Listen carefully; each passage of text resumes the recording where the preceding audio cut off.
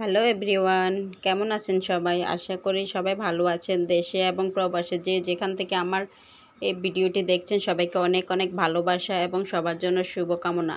আজকে আপনাদের সঙ্গে নতুন একটা রেসিপি শেয়ার করব, আর একদম পারফেক্টভাবে রেস্টুরেন্ট স্টাইলের। সেটি হলো গিয়ে চিকেন চিলি কাবাব। এই তো দেখেন, আজকে সেই মজার সেই কাবাবটি নিয়ে হাজির হয়ে গেছে আমি, ওহিমার kitchen and lifestyle chicken chilli kebab. আসলে কাবাবটা যেমন খেতে অনেক মজা, দেখতেও অনেক ভালো লাগে বা দেখতে অনেক সুন্দর। আসলে কাবাবগুলো ঘরে আমরা ইজিভাবে তৈরি করে ফেলতে পারি, একদম রেস্টুরেন্ট স্টাইলে। তো বন্ধুরা, যে যেখান থেকে দেখছেন আশা করি আমার চ্যানেলটিকে আপনারা সাবস্ক্রাইব করে দেবেন, এবং এ পর্যায়ে যারা এসে ভুলে গেছেন একটা লাইক দিতে, তাই লাইক দিয়ে ভিডিওটা কন্টিনিউ করেন। তো বন্ধুরা, একটা লাইক, একটা কমেন্ট, একটা শেয়ার, এবং আপনারা যদি নতুন হয়ে থাকেন তাহলে আমার চ্যানেলটিকে সাবস্ক্রাইব করে অবশ্যই বেল আইকন বাজিয়ে পাশে থাকবেন। যখনই আমি নিত্য নতুন কোনো ভিডিও দিব তখনই আপনারা পেয়ে যাবেন আমার ভিডিও। তাহলে চলে আসি মূল রেসিপিতে। এই তো বন্ধুরা, আমি এখানে হাফ কিলোর মতো চিকেন নিয়ে নিছি। চিকেনগুলো একদম হাড় ছাড়া চিকেন, এই চিকেনগুলো নিয়ে নিলাম। এখন আমি লবণ, পেঁয়াজ, তো তারপরে পরিমাণ মতো আদা, তারপর রসুন বাটা, মানে যা যা মশলা উপকরণ এই তো আমি ভিডিওতে দেখিয়ে দিচ্ছি। আসলে আমি সব কিছু ব্যবহার করছি, একসাথে দিয়ে দিচ্ছি। এই তো বন্ধুরা দেখেন, এটা হলো চিকেন চিলি কাবাব। আসলে চিকেন চিলি কাবাব অনেক মজা, সেটি সহজে তৈরি করা ফেলা যায়, আর একদম মানে পারফেক্টভাবে বানানো যায় ঘরে। আমরা যদি এটাকে ঝামেলা মনে করি, আসলে ঝামেলার কিছু নেই। তৈরি করতে গেলে ভালো লাগে এবং তাড়াতাড়ি হয়ে যায়। তো বন্ধুরা, এই তো এই পর্যায়ে আমি রসুন বাটা, মশলা বাটা, এখানে আমি বাটা মশলাটা ইউজ করছি। আর এখানে আমি চিকেনের সাথে যে কাঁচামরিচ কিংবা পেঁয়াজ সব কিছু দিলাম, কেননা চিকেনটা রান্না করব। প্রথমে রান্না করলে এই পেঁয়াজগুলো বা যে মশলাগুলো দিলাম সবগুলো একসাথে রান্না করব। এগুলোকে আপনারা দেখতে থাকেন আমি কিভাবে রান্না করি। তো রান্না করতে গেলে তাহলে সবগুলো একদম ম্যাশ হয়ে যাবে, তার জন্য আর বাটা ব্যবহার করলাম না পেঁয়াজ কুচিটা।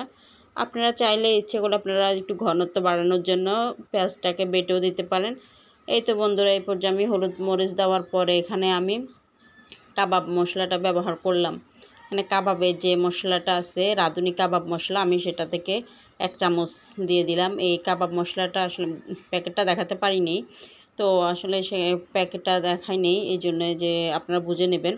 আসলে এই কাবাব মশলাটা দিলে অনেক ভালো হয় বা গ্রানটা অনেক সুন্দর আসে।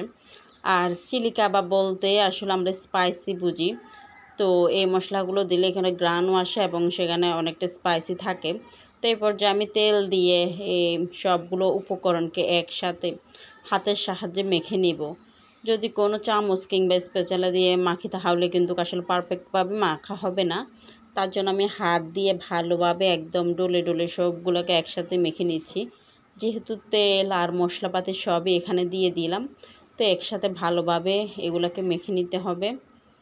তো বন্ধুরা, এই তো দেখেন আমি মাখা শুরু করলাম, সবগুলো চিকেনকে মাখতেছি। আর আমরা জানি যখনই আমরা কাবাব তৈরি করব, সেটা গরুর, খাসি কিংবা চিকেন যাই হোক, সব কিছু তার জন্য আমাদের একদম সলিড মাংসগুলো নিতে হবে। এখানে হাড় ব্যবহার করা যাবে না, কেননা কাবাবের মধ্যে কোনো হাড় ব্যবহার করা যায় না। তো এই পর্যায়ে তো দেখেন আমি চুলার মধ্যে একটা কড়াই বসিয়ে দিলাম, আর সেখানে আমি আমার চিকেনগুলোকে প্রথমত রান্না করব। আর যেহেতু কাবাব তৈরি করব আর চিকেন চিলি কাবাব, তো তার জন্য চিকেনটা আমাদের অতি তাড়াতাড়ি সিদ্ধ হয়ে যায়, চিকেনটা বেশি সময় লাগে না। তো তার জন্য এই তো আমি এখানে কড়াইয়ের মধ্যে দিলাম, যাই হোক তারপরে দেওয়ার পর আমি এগুলোকে ভালোভাবে নেড়ে চেড়ে পানি দিয়ে দিছি। এই অল্প পানির মধ্যে সেটা সিদ্ধ হয়ে যাবে বা রান্না হয়ে যাবে। আমি এটাকে আপনারা চাইলে একটু হাই হিটে দিয়ে রান্না করতে হবে, কেন চাইলে তাড়াতাড়ি করার জন্য। তো পানিগুলো যেহেতু শুকিয়ে যায়, তো এই পর্যায়ে আমি চুলার আঁচটা বাড়িয়ে দিছি। তো বাড়িয়ে দিয়ে আমি এগুলাকে রান্না করে ফেলতেছি। আর এখানে একদম পানিগুলো শুকিয়ে যাওয়া পর্যন্ত আমি এগুলোকে বারবার একটু একটু নেড়ে দেব, যাতে করে পাতিলের মধ্যে না লেগে যায়। তো যাই হোক, সেটা দেখালাম না। তো আপনারা আশা করি সবাই এভাবে করে রান্না করে নিতে পারবেন চিকেনগুলোকে। তো এই তো আমি চিকেনগুলোকে রান্না করতেছি, আর এই পানিগুলো দিয়ে চিকেনগুলো রান্না হয়ে গেছে। একদম চিকেনগুলো যখন মাখা মাখা হয়ে গেছে, সবগুলো ঝোল শুকিয়ে গেছে। তারপর আমি এই তো দেখেন একটা ডিম নিচ্ছি, ডিমের আমি সাদা অংশটা বাদ দিয়ে শুধু ডিমের কুসুমটা এই যে চিকেনগুলো রান্না করে নিচ্ছি, তো সেই চিকেনগুলোর উপরে দিয়ে দিছি। ডিমের কুসুমটা দেওয়ার কারণে ভিতরটা একটা মসমুসে বা মজার হবে, এটা দেওয়ার কারণে আসলে এটা এখন স্মুথ হয়। তো এই পর্যায়ে তো আমি কর্নফ্লাওয়ার ব্যবহার করতেছি, তো এখানে আমি 2 টেবিল চামচ কর্নফ্লাওয়ার দিয়ে দেব।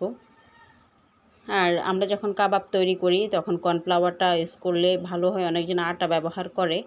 তো আসলে আটার থেকে আমার মনে হয় কর্নফ্লাওয়ারটা অনেক ভালো হয়, কেননা এটা মুচমুচে ভাবটা আসে, উপর থেকে মুচমুচে আসলে ভিতরে একদম প্রপারলি হয়ে যায়।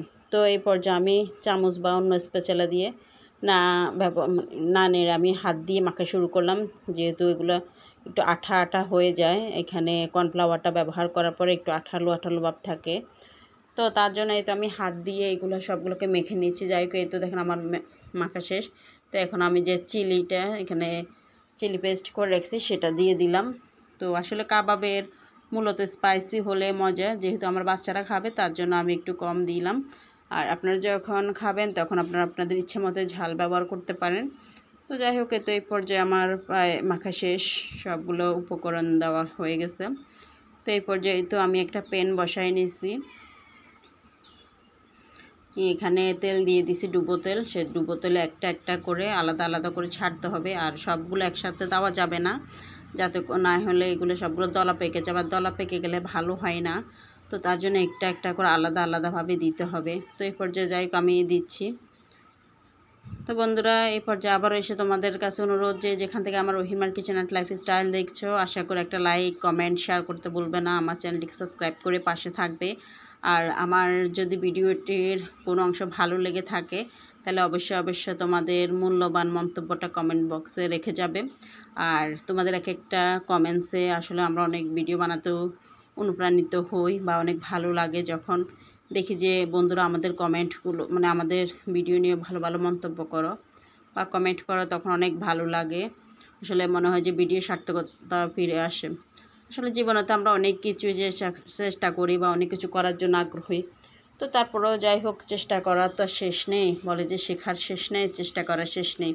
চেষ্টা করলে একদিন দুই দিন না হলে দ্বিতীয় তৃতীয় দিন অবশ্যই সেটা পারফেক্টভাবে হবে, সেটা আমি বিশ্বাস করি।